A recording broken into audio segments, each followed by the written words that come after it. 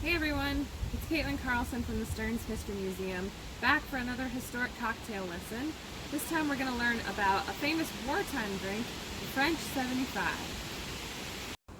So even though we're celebrating World War II this month, the French 75 actually gets its name from a piece of equipment used during World War I by the French Army, the 75mm field gun, which was a howitzer that made it almost impossible for the enemy to advance.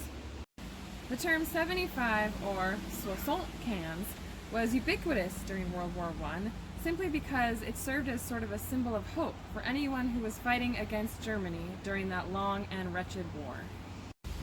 Credit to the original French 75 is given to a nameless bartender in Paris, no one's for sure on the identity, who made it and then dubbed it the 75 cans, or the French 75, because of its deadly potency.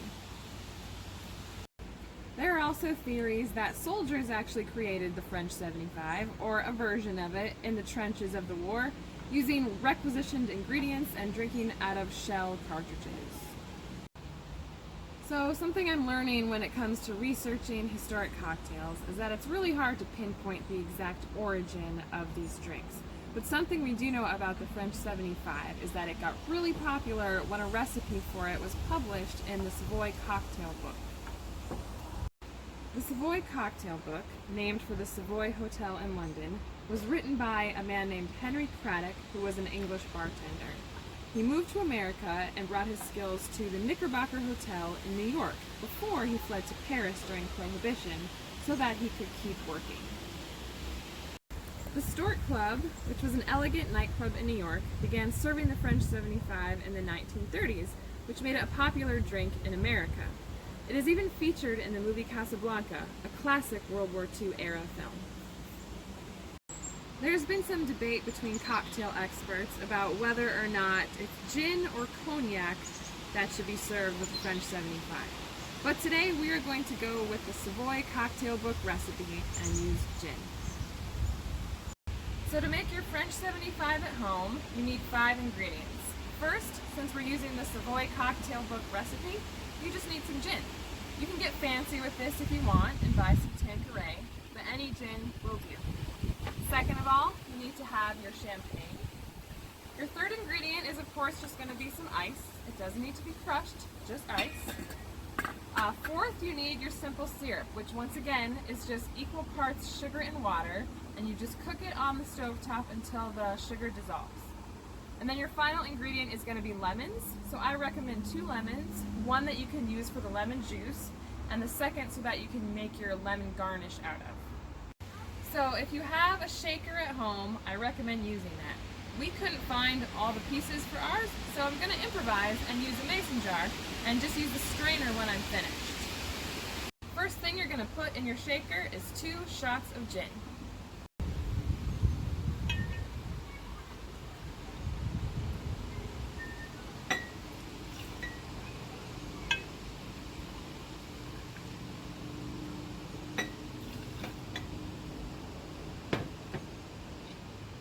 Next thing I'm going to do is a full shot of simple syrup. Oh.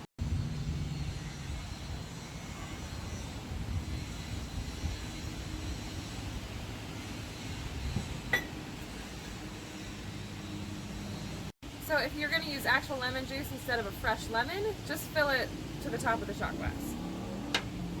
I'm going to squeeze a lemon in.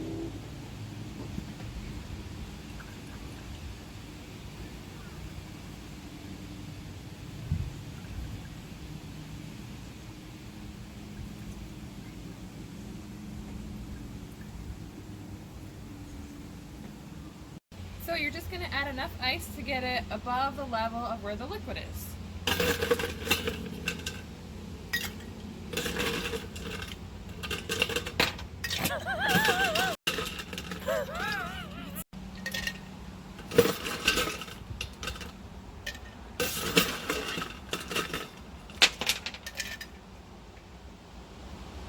So since I'm improvising, I'm going to make sure this lid is nice and closed because you don't want the liquid flying everywhere.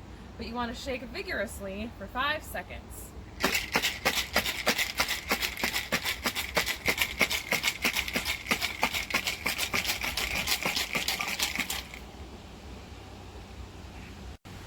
when you pour the liquid into your glass, you want to make sure you're straining it because you don't want the actual ice in the glass. It's just there to give it that chilled taste.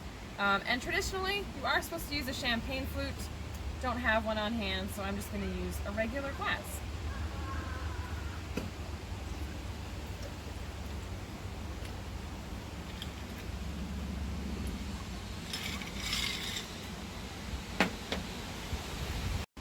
Finally, the champagne.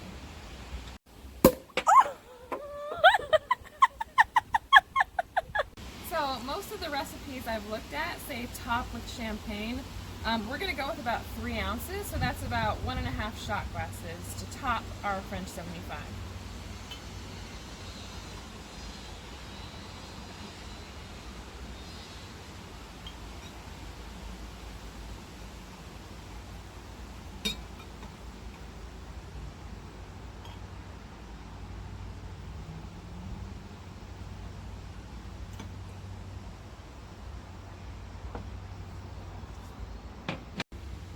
The last thing you're going to add is your lemon garnish. You want to twist it a little bit so that you can just kind of hang it on the edge of the glass like that.